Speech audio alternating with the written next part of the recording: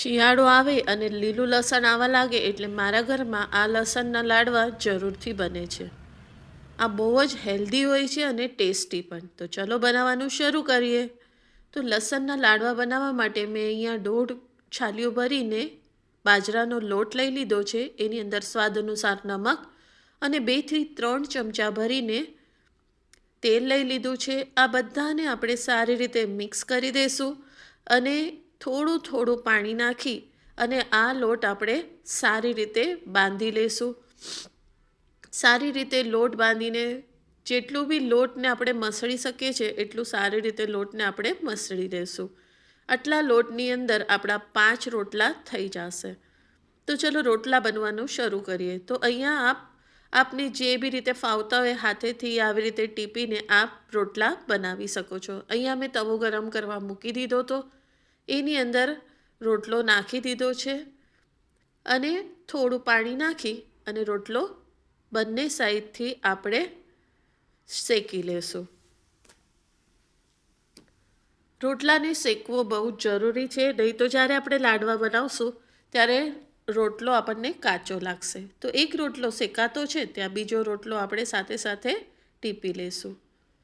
તો આવી રીતે કરવાથી ફટાફટ આપણા રોટલા બી બની જશે અને રોટલા શેકાતા જશે એમ ઠંડા બી થતા જશે. તો આ જુઓ ફ્રેન્ડ્સ, એકદમ મસ્ત ફૂલીને દડા જેવો રોટલો થઈ ગયો છે. આવી રીતે જ આપણે બધા રોટલાને બનાવી અને શેકી લેશું અને સાથે સાથે રોટલાને થોડા અલગથી રાખશું એટલે એ ઠંડા બી થતા જાય. તો આમ શેકીને બનાવીને આપણા 5 રોટલા રેડી થઈ ગયા છે અને બધા રોટલાને આવી રીતે ઠંડા કરવા મૂકી દીધા છે. તો થોડા ઠંડા થઈ જાય રોટલા એટલે આપણે એના આવી રીતે ટુકડા કરી નાખશું, કારણ કે આપણે આને પાવડર ફોર્મમાં લાવવાનું છે. આનો આપણે ભૂક્કો કરવાનો છે. તો એક એક રોટલો જ લેજો. એકસાથે બધું લેશો તો બધું સરસ રીતે પીસાશે નહીં. જેમ જ આ રોટલો પીસાઈ જાય એટલે આપણે એને ચાળી નાખશું. ચાળ્યા વગર બી તમે યુઝ કરી શકો છો, પરંતુ એની અંદર ક્યારેક ક્યારેક બહુ મોટા ટુકડા રહી જાય છે. તો આ ચાળી લેશો તો એક જેવું જ પાવડર બનશે. જો આપ જોઈ શકો છો કે આની અંદર નાના મોટા ટુકડા છે જ હજી. તો આવી રીતે થોડી મોટી કાળાવાળી ચાળણી આપ લેશો તો થોડું સારી રીતે અને જલ્દીથી ફટાફટ આપ ચાળી શકશો. તો અહીંયા જે બચે આ ચાળણ એને આપણે જે બીજો બેચ રોટલાનો પીસશું એની સાથે નાખી દઈશું અને આવી રીતે કરીને આપણે આપણા બધા રોટલા સારી રીતે પીસીને ચાળી લેશું. તો આ આપણા બધા રોટલા સારી રીતે ચડાઈ ગયા છે.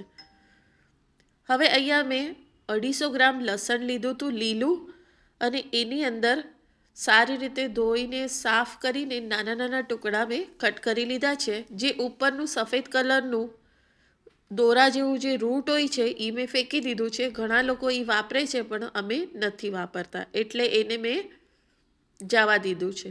હવે આની અંદર આપણે 1 ચમચો મીઠું નાખી દઈશું અને સારી રીતે મિક્સ કરી દઈશું. આને જ્યારે આપણે બનાવવાના હોય ત્યારે જ મીઠું નાખજો, નહીં તો આમાંથી પાણી નીકળવા લાગશે. મીઠું નાખી દીધા પછી હવે જે લોટ હતો, જે બાજરાનો ભૂક્કો આપણે કર્યો હતો એની અંદર વચ્ચે ખાડો કરીને લસણ આપણે નાખી દઈશું. તો લીલું લસણ ઓછું વધારે તમને જેટલું પસંદ હોય એટલું આપ યુઝ કરી શકો છો. બહુ જ ટેસ્ટી લાગશે. અહીંયા મેં 1 થી 1.5 છાલિયા જેટલું તેલ ગરમ કરવા મૂકી દીધું છે. આ સિંગ તેલ છે. આપ જો તુરંત ખાવાના હોય તો ઘી બી યુઝ કરી શકો છો. જેમ જ તેલ ગરમ થઈ જાય એકદમ મસ્ત, તો આપણે લસણ પર તેલ નાખીને ઢાંકીને મૂકી દઈશું તાકે જે સુગંધ અને સ્વાદ છે એ અંદર જ રહે. પછી આપણે ચમચથી હલાવશું, કારણ કે આપણે આની અંદર ગરમ તેલ નાખ્યું છે. તો આપણો હાથ દાજી ન જાય એટલે આપણે ચમચથી હલાવશું. જો આપને તેલ ઓછું લાગતું હોય તો આપ જેટલું બીજું તેલ છે એ પણ એમાં ઉમેરી શકો છો. જો આમાં તેલ ઓછું છે એટલે મેં જેટલું તેલ હતું એટલું ઓલમોસ્ટ બધું જ નાખી દીધું છે. કારણ કે લસણ અને તેલ સારી માત્રામાં હશે તો લાડવા એકદમ ટેસ્ટી અને સરસ બનશે, નહીં તો સૂકા સૂકા બનશે તો ખાવામાં મજા નહીં આવે. તો હવે આ આપણું જે બેઝ છે એ રેડી થઈ ગયું છે. તો હવે આપણે આના લાડવા બનાવવાનો શરૂ કરીએ.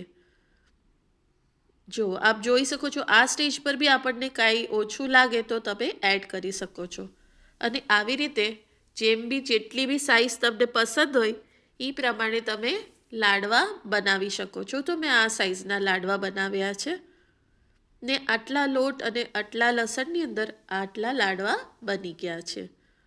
તો હવે આ લાડવાને ખાસું એવી રીતે કે આની સાથે પેરિંગ થાય છે. તો આ લાડવાને ભરતા સાથે ખવાય છે. તો અહીંયા મેં 2 વેંગણને શેકવા મૂકી દીધા હતા.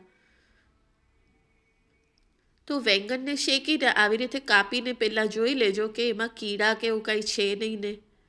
આવી રીતે કાપ્યા પછી જોઈ લીધા પછી આપણે આવી રીતે મેશ કરી દઈશું. આપ મેશર બી યુઝ કરી શકો છો, પણ મેં મારા મમ્મીને આવી રીતે જ મેશ કરતા જોયું છે એટલે મેં આવી રીતે મેશ કર્યું છે. હવે ભરતું સારી રીતે મેશ થઈ જાય તો અહીંયા મેં લીલા ધાણા, લીલું લસણ અને લીલા મરચાંની એક બહુ જ ટેસ્ટી એવી પેસ્ટ યા ચટણી કહી શકો છો યા મસાલો કહી શકો છો, એ મેં બનાવીને રાખી દીધું છે. તો આ પેસ્ટ જે આપણે બનાવી છે લીલું લસણ મરચાં અને ધાણાની, તો એને આપણે આની અંદર એડ કરી દઈશું. સ્વાદ અનુસાર મીઠું નાખી દઈશું અને 2 થી 3 ચમચા ભરીને આપણે સિંગનું તેલ નાખી દઈશું. આપ ગરમ કરીને બી નાખી શકો છો, પણ આની સાથે કાચું ખાશો તો સરસ લાગશે. ઘણા જણ આને કોલસાથી ઢુંગારે છે, પણ આપણે આને શેક્યું છે તો એમાં સ્મોકી ફ્લેવર ઓલરેડી છે જ. આ આપણું ભરતું બી તૈયાર થઈ ગયું છે, આપણા લાડવા બી તૈયાર છે. તો ચલો પછી એને સર્વ કરીએ. તો લસણના લાડવા, કાચું ભરતું, દહીં અને પાપડ, આ આનું એકદમ પરફેક્ટ કોમ્બિનેશન છે. ફ્રેન્ડ્સ, આપને રેસિપી પસંદ આવી હોય તો આપ લાઈક અને શેર કરજો. મારી ચેનલને સબસ્ક્રાઈબ ન કર્યું હોય તો જરૂરથી કરજો. મારી ચેનલ પર બહુ બધી રેસિપી છે, જરૂરથી જોજો. થેન્ક